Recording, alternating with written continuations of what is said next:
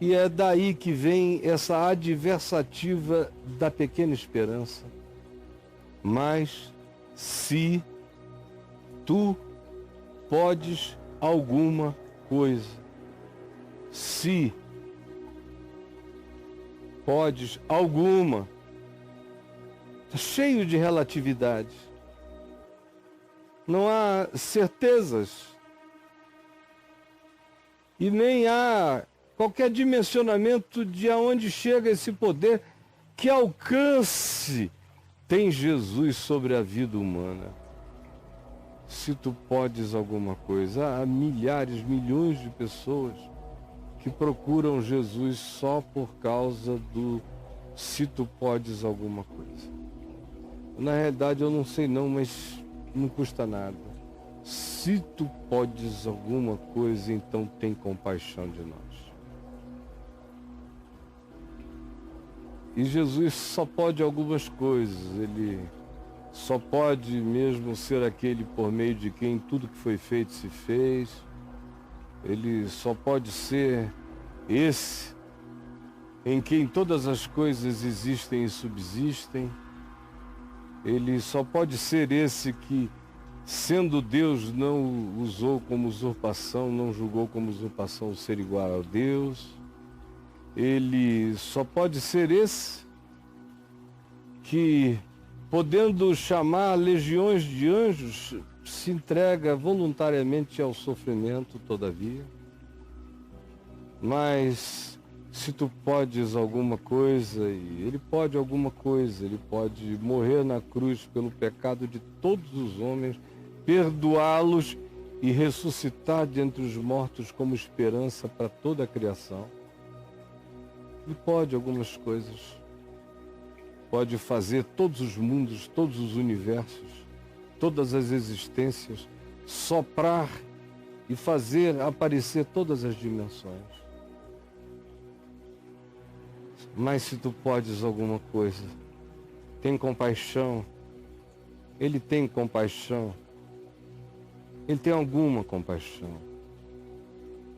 Essa compaixão que diz que se Deus pensasse só em si e retirasse da terra o seu espírito, toda a carne a uma expiraria e toda a existência voltaria ao pó. Mas ele não pensa só em si, ele tem compaixão. Filho de Davi, tem compaixão de mim, ele tem compaixão. Ele não suporta o poder que a misericórdia exerce sobre ele. Ele não sabe não amar, não sabe desistir de amar. Mas se tu podes alguma coisa, tem compaixão de nós e ajuda-nos. Ao que Jesus lhe respondeu, se podes, se podes, tudo é possível ao que crer. Se podes. Que frase extraordinariamente contraditória e lindamente ambivalente e sinceramente verdadeira. Se tu podes alguma coisa, tem compaixão de nós. E Jesus não fica ofendido com a falta de fé de ninguém. Não fica ofendido. É normal. O que não é normal é ter fé. Por isso que fé é dom de Deus, é graça de Deus, é emulação divina em nós. Porque com a inteligência e com a percepção das dificuldades atuais e futuras de qualquer tempo da existência, o Homo sapiens desenvolveu ansiedade e desenvolveu necessidade de acumulação.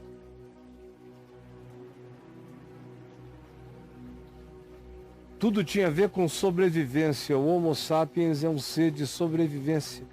E toda a intuição dele trabalha nessa direção. Ele não aprendeu a confiança. O Homo sapiens sapiens, também chamado de Homo psíquicos por Paulo, precisa aprender a se tornar Homo pneumáticos, que é esse homem do espírito, da confiança e da fé, e que não só sabe do mundo real e da natureza e das suas dificuldades, mas também sabe que o Pai Celeste sabe. E confia. Faz a sua parte sem desespero, com confiança. Jesus, portanto, sabe que o normal é não crer. Sabe que o anormal é crer. E não fica zangado com quem não consegue crer. A religião é que fica com raiva, que não conseguiu provar Deus, demonstrar Deus. Aí chama o cara de ateu e o condena ao inferno. Porque ele não consegue crer, não conseguiu crer. Tem uns até que gostariam, mas não chegaram lá.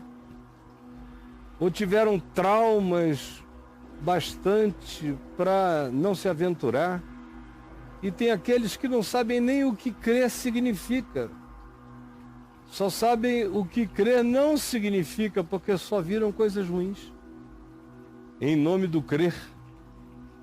Só viram o não pensar, o não sentir, o não solidarizar-se, o não se importar, e então descreram de tudo quanto diga respeito a crer. Porque não viram esse crer se transformar em fruto da fé. Então se tornaram ateus da mentira. Eles não creem, não é em Deus, eles não creem é na mentira em nome de Deus e desse Deus cultuado com mentira. Mas Jesus não fica zangado porque você não crê. Ele é solidário com a sua dor. Mas se tu podes alguma coisa, tem compaixão de nós e ajuda-nos. E ele não disse, então vá, pense durante uma semana sobre o que você acabou de dizer, depois volte quando você tiver fé. Não, eu consigo ver um olhar iluminado e um sorriso generoso, compassivo, misericordioso na face de Jesus, ouvindo o homem dizer isso no inferno. Mas se tu podes alguma coisa, tem compaixão de nós e ajuda-nos.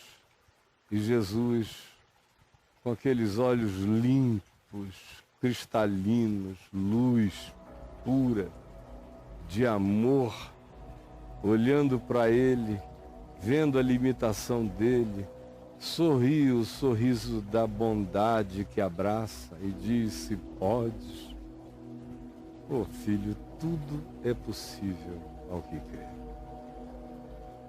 Tudo é possível ao que crê. Então o homem entende que ele, o homem, deveria crer e que não só tudo era possível ao que crê, mas também era possível crer.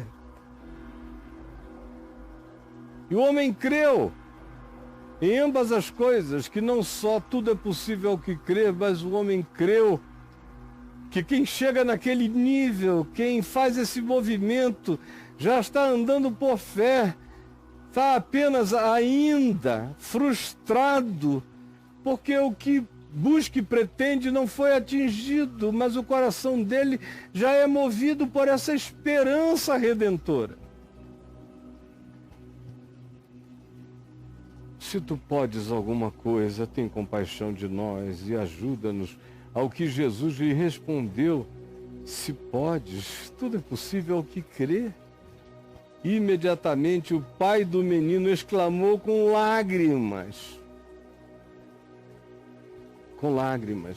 Veja como tudo sai da discussão teológica, acadêmica, com os escribas, os fariseus, os discípulos querendo mostrar sua potência exorcista, carismática em nome de Jesus, e os escribas desconstruindo, distraindo, desmontando tudo, e eles largam o cuidado pelo ser humano, todo arrebentado e por um pai sofrido, e ficam tentando expulsar demônios em estado de beligerância e discussão com os escribas da religião. Nenhum demônio sai, o demônio gargalha de ver a falta de amor, de compaixão, de misericórdia. Foi a ênfase do pai do menino. Se tu podes alguma coisa, tem compaixão. Porque até ali não tinha havido compaixão, só discussão. Só temática, se existe demônio, não existe demônio, se o demônio sai, se o demônio não sai. E a vida humana esquecida na sua agonia. E agora o homem vê amor. Antes do demônio sair, o pai do menino derrama lágrimas. Ele vê que aquele que está diante dele, de fato, está interessado no filho dele e nele. Que qualquer outra discussão é absolutamente irrelevante diante da opressão humana, da perda de volição humana, da perda da consciência humana, da perda da independência, do livre-arbítrio, da autodeterminação, do ir e do vir, da perda de vontade de viver. Tudo mais era irrelevante, como sempre foi para Jesus. Então o homem é despertado pela compaixão. Quando Jesus pergunta desde quando, o homem começa a ver que ele está diante de um ser de compaixão. E quando Jesus responde a ele, se podes, tudo é possível ao que crê, ele se enche de mais certeza ainda de que aquele que está diante dele não está medindo nem disputando nada com ninguém, nem esperando nada de ninguém, nem com super expectativas acerca de quem quer que fosse. Ele apenas diz, com todo carinho maduro, se podes, tudo é possível ao que crê.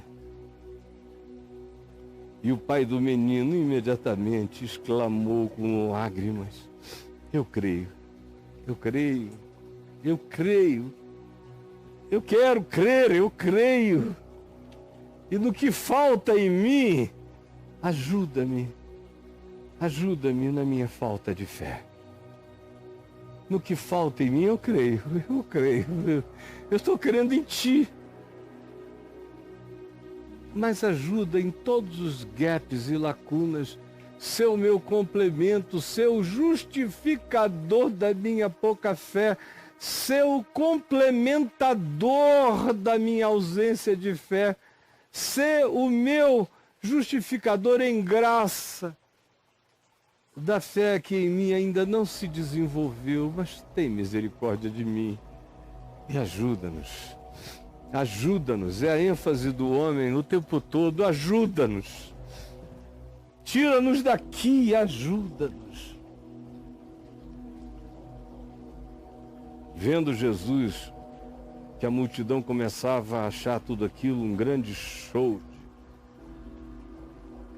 amor estranho, na presença de um demônio ignorado, essa conversa humana toda, a prevalência da temática humana sobre a temática demoníaca é absoluta aqui nesse texto. Primeiro vem o homem, a história do homem, depois vem os diagnósticos. Quando vem, se vem. E o último da fila é o demônio. Primeiro é uma viagem entre humanos, com compaixão, com misericórdia, com fé carinhosa, que engravida de esperança. Então, Jesus, quando chega a multidão curiosa, a multidão que distrai o tema, ele então repreendeu o espírito imundo, dizendo-lhe: espírito mudo e surdo, eu te ordeno, sai deste jovem e nunca mais tornes a ele. Essa é uma ordem. Tira todas as causas espirituais e psicológicas que causaram aquela abertura, aquele entrar demoníaco opressivo na mente do jovem, e agora fecha, como diz o Apocalipse acerca dele. Posteriormente, ele é aquele que tem as chaves de Davi. Ele abre e ninguém fecha, ele fecha e ninguém abre. Nunca mais tornes a ele. Nunca mais tornes a ele. Ele vai viver o resto da vida com lucidez, com consciência, sabendo de si, se autodeterminando, escolhendo viver. Nunca mais tornes a ele. Esse é o poder do Evangelho. Não existe nenhuma clínica psicológica, isso é uma heresia. Você, de uma pancada só, dizer: não, isso aqui está resolvido. Esse trauma está curado pelo perdão. Seu perdão está com isto. Ou isto agora nunca mais voltará a ti, porque tu entendeste essa verdade, que vai se transformar em sol e escudo, em luz e defesa para sempre na tua vida. Quem tem esse poder? Que palavra opera isso? Que doutrina, como diziam os da sinagoga ao ouvirem Jesus pregar, que doutrina maravilhosa é esta? Que abre e ninguém fecha, que fecha e ninguém abre, que tem o poder de dizer: espírito surdo e mudo, sai deste menino e nunca mais tornes a ele. Esse é o poder que está para além de tudo e sobre o qual Jesus exclamou: se podes? Tudo é possível ao que crê.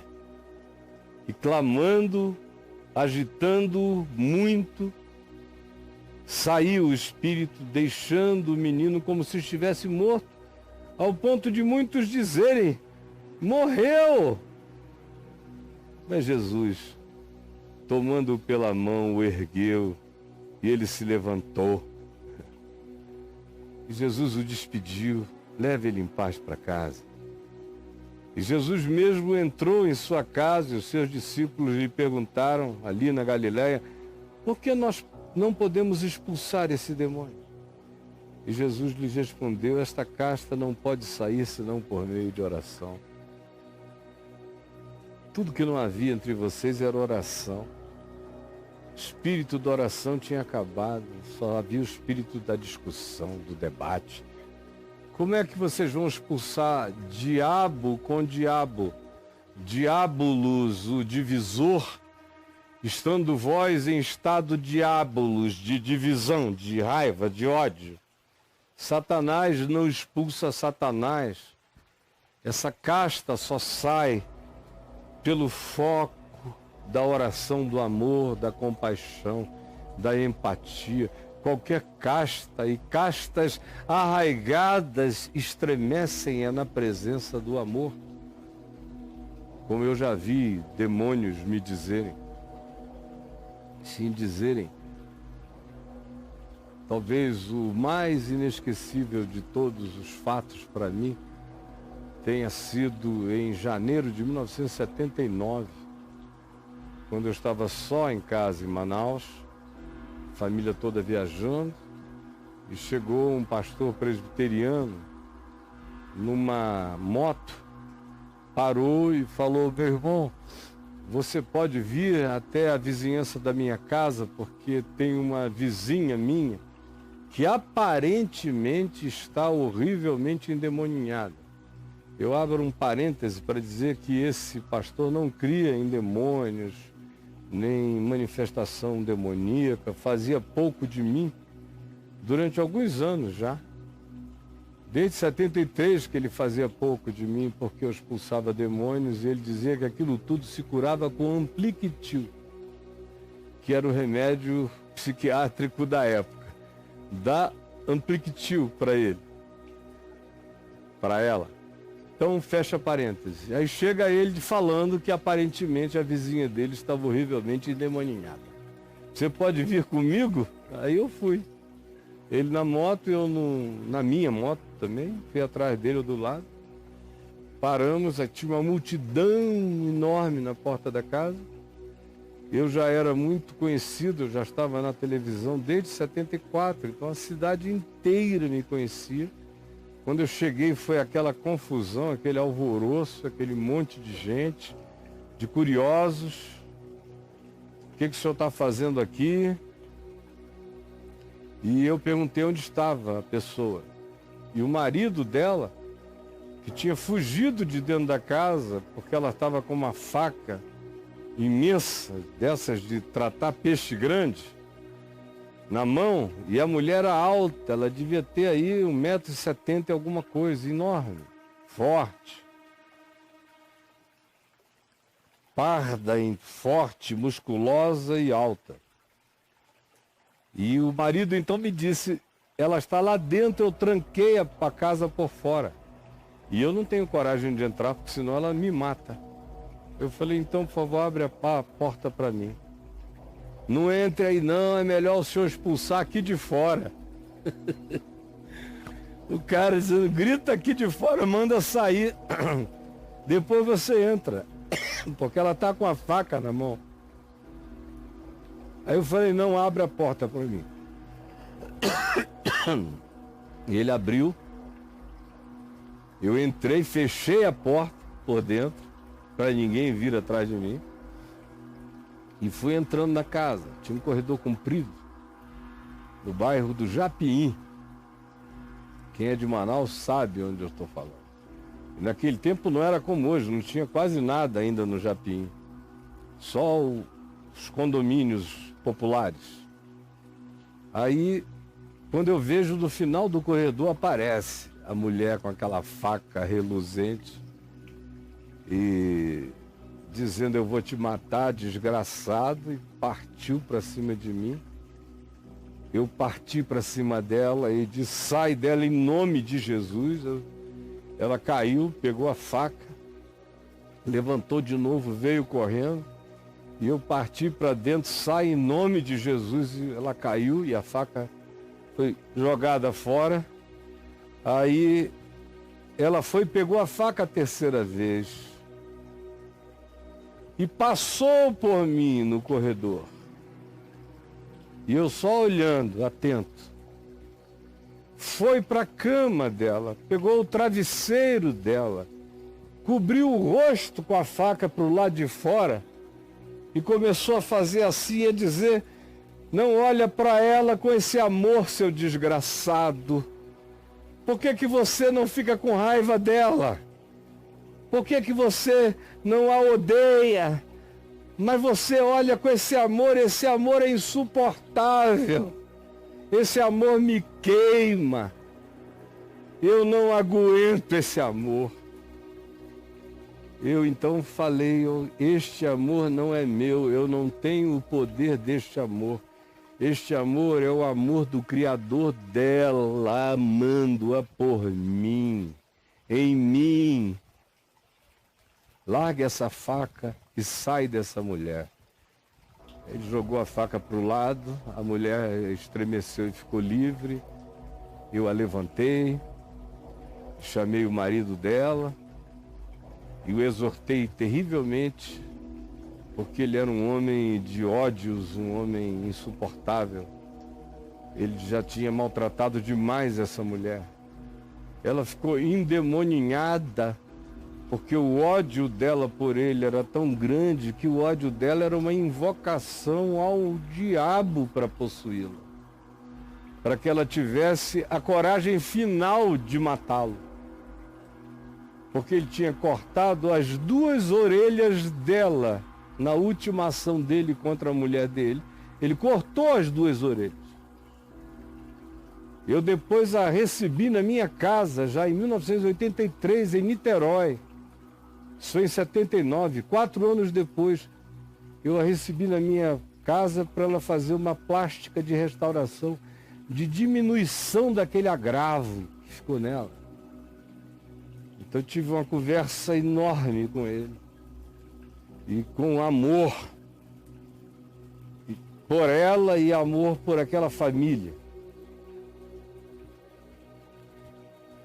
Foi a primeira vez que eu vi demônios confessarem com a boca a insuportabilidade do amor. Quando Jesus diz, essa casta não sai senão por meio de oração, é porque não existe oração como mecânica, só existe oração como relação concentrada em amor. É só a relação promovida, mediada e objetivada em amor que é oração diante de Deus. É só diante dessa oração que é compaixão, que é misericórdia, que é solidariedade, que é empatia, dessa oração que realmente é clamor libertador em favor do outro, é só diante dessa oração que é amor, que essas castas não suportam e se retiram. Senhor Jesus, permite que essas muitas pequenas palavras do Evangelho e ensinos do Evangelho e princípios do Evangelho tenham chegado ao entendimento, à compreensão, ao discernimento, para que se tornem ativados em prática, se efetivem pela obediência, pelo desenvolvimento da palavra em nós mediante a prática em fé. Essa fé que se faz efetiva, que se faz e se prova verdadeira pela prática do amor. É o que eu te peço que tu realizes hoje no coração de milhões. Em nome de Jesus. Amém e amém.